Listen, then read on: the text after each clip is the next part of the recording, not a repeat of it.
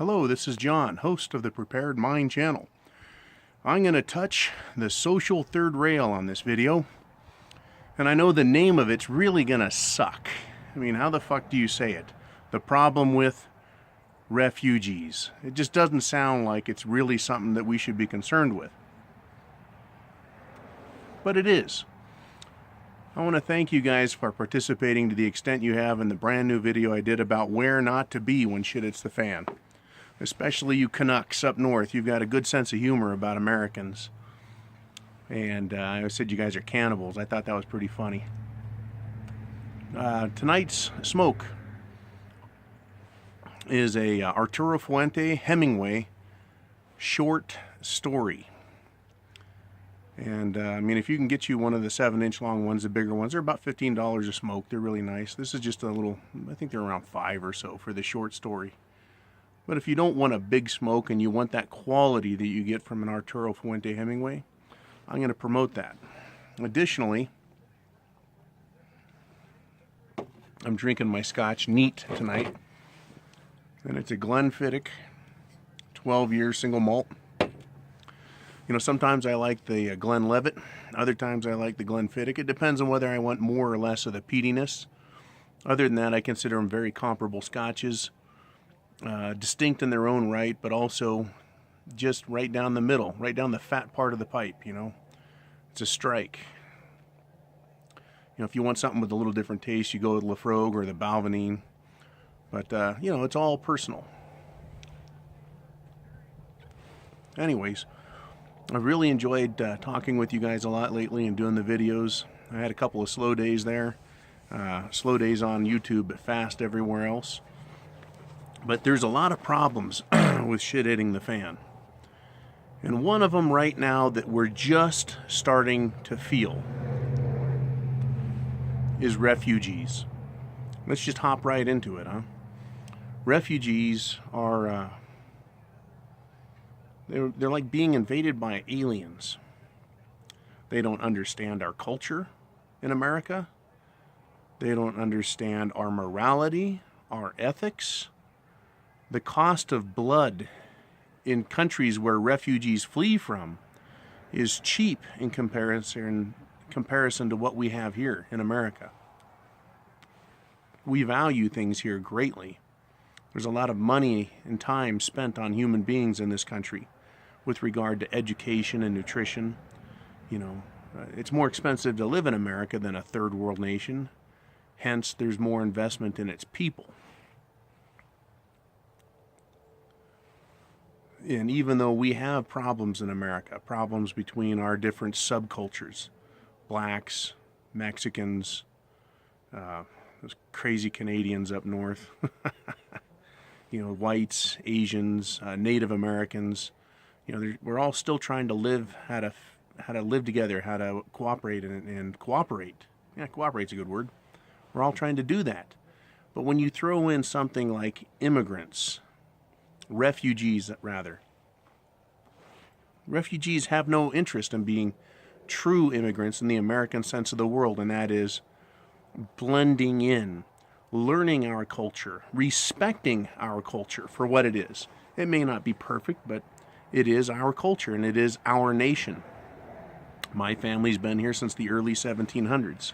I think I can claim it as my nation, just as anyone else can, who's born here and has a stake in it. Right? I have a stake. I have interest in the quality of life we have, the safety and sanctity of life, the environment, everything. Refugees do not. If you want to see what refugees are doing to a nation, to nation states, take a look at Europe. Take a look at the trouble they're having. And then let's look at refugees. Okay, let's go up to Scandinavia. People look a lot like me there. And they've got immigrants who are coming into their country, Muslim immigrants, who have no respect for their northern ways. And subsequently, the Swedes, Finns, and especially the Norwegians, I guess, are having trouble. Danes, We're having trouble with these. It's almost like an invasion, but they're immigrants. There's problems with them raping people, stealing from people, assaulting people, physically harming them.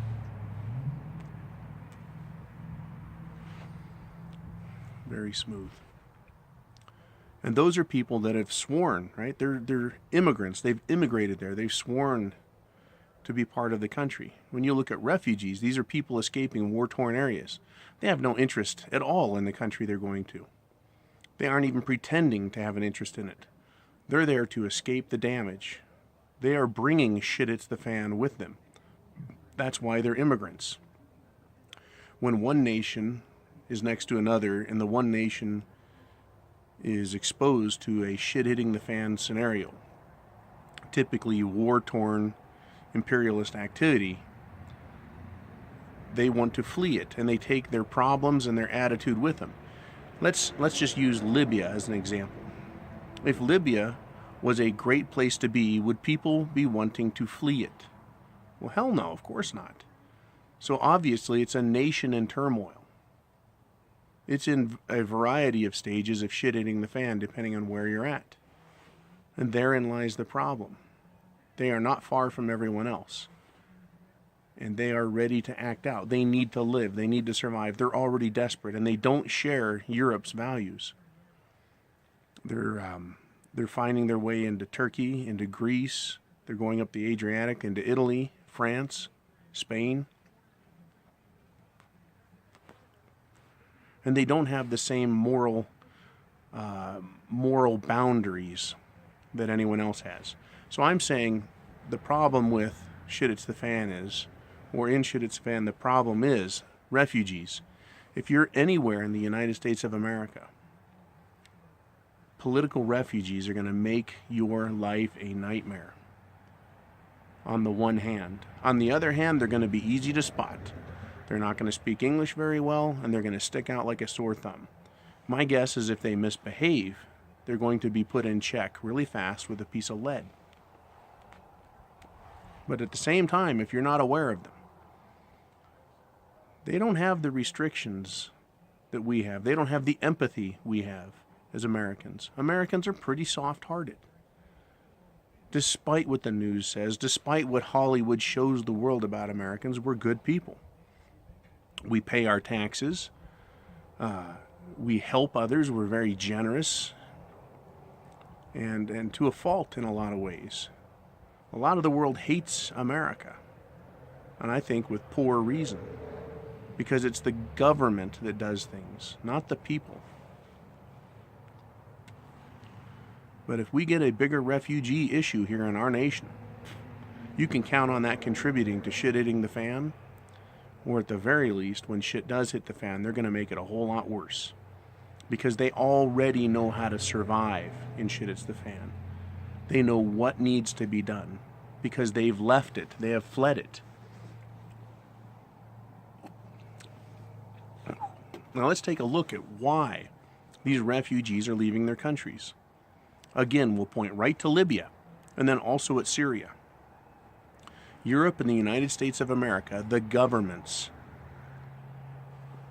and the banksters have decided that they want the resources. They want Syria as a transportation corridor for oil. It's about money, and they're in there fucking up these third world nations. And if they're second world, they're making them third world. They're making them disaster zones. They're making them recruiting areas for terrorism. They're turning a good people into despicable characters because they've been reduced to being refugees in their own country. And they're having to flee. And they're bringing their problems with them. Our government, as in Obama, and Hillary was going to do the same, are bringing in refugees into our nation wholesale. What you're seeing on the news is just the tip of the iceberg. The government, believe it or not, needs a version of stability, but they also need a modicum of instability. Bringing in refugees into this nation is going to create the instability that they like so that they can pass more laws. They're not the kind of good laws that help the people. They're the kind of laws that help the government. That is the problem with refugees, is they are going to exacerbate our problem here. They're going to increase the need for more government. And when government collapses, when we have a shit it's the fan scenario strike, they're going to wreak havoc on people because they're already accustomed to living. I mean, they look at America as a candy store.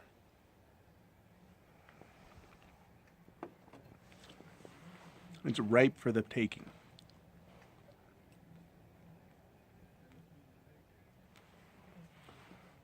How else could they see it? They come from a place where if you steal something, they cut your hand off. There's radical religious extremism. If you don't subscribe to the region or district's version of Islam, they'll kill you. They come here and we're religiously tolerant. We're behaviorally tolerant. We're generous. It's the land of milk and honey compared to the shitholes these refugees have come from. They said they look at it like a candy store with a free sign out front.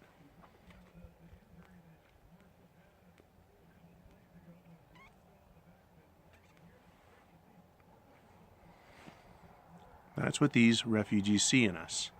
They see soft targets. When shit hits the fan, you better harden up, and I've talked about that a lot. You better harden the fuck up quick. You better be well prepared to start, and then you better have a hard heart. Now, I don't mean a cruel heart, a hard heart. Understanding the situation you're in and what needs to be done. And a big problem with shit hits the fan in select areas is going to be refugees. Mark my words. If you don't, you'll never know about it because you'll be dealing with your own version of bullshit.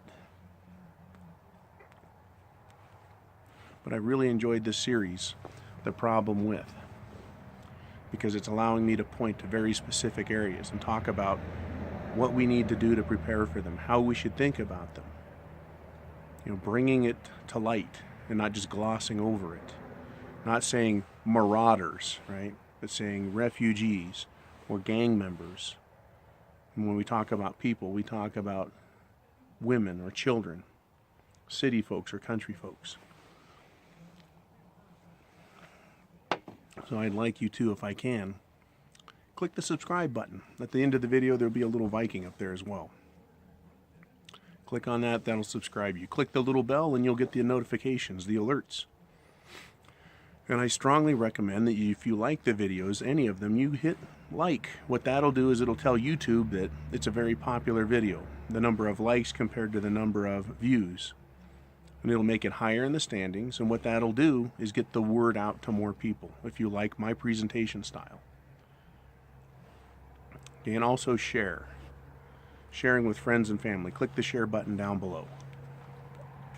I know I kind of sound like a broken record when it comes to that, but it's important.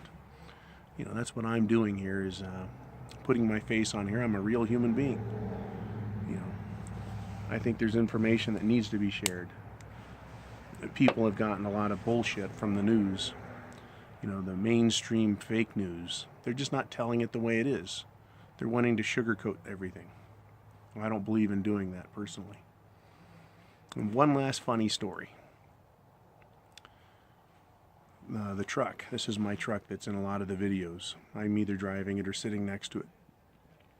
I was in another city last week.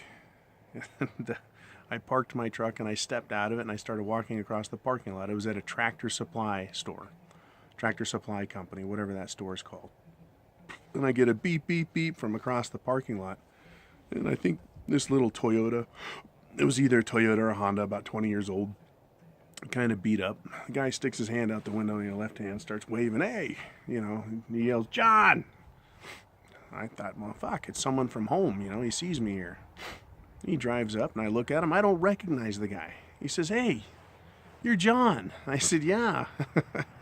I said, how do you know me? And he says, wow, from YouTube. I said, really? He says, yeah. He goes, I thought you lived down in Sacramento. I said, no, I used to live in Sacramento. He goes, wow, it's really good seeing you, man. We chit-chatted for a few minutes.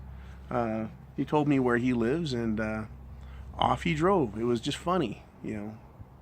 It's I guess I'm gonna get that from time to time. It cracked me up.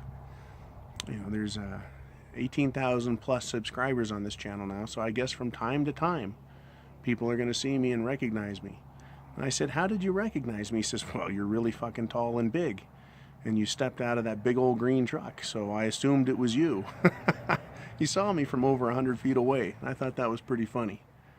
Yeah. Anyways, it was a good little short story. This is a good short story of a cigar.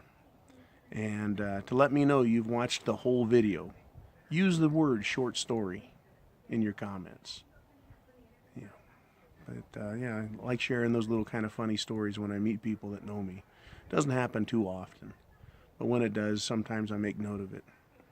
All right. You have a great day, a great week. We're looking at economic collapse and war. And that's why I'm kind of hankering, or I'm not hankering. That's a stupid word. Fuck. I'm dwelling on these two subjects, the ideas of war and also the economy, because one invariably leads to the other. War leads to the collapse and destruction of an economy, and a destroyed economy leads nations to war. And in both cases, you and I get a shit it's the fan scenario. So chance favors the prepared mind. Is yours? Semper Fi. Godspeed.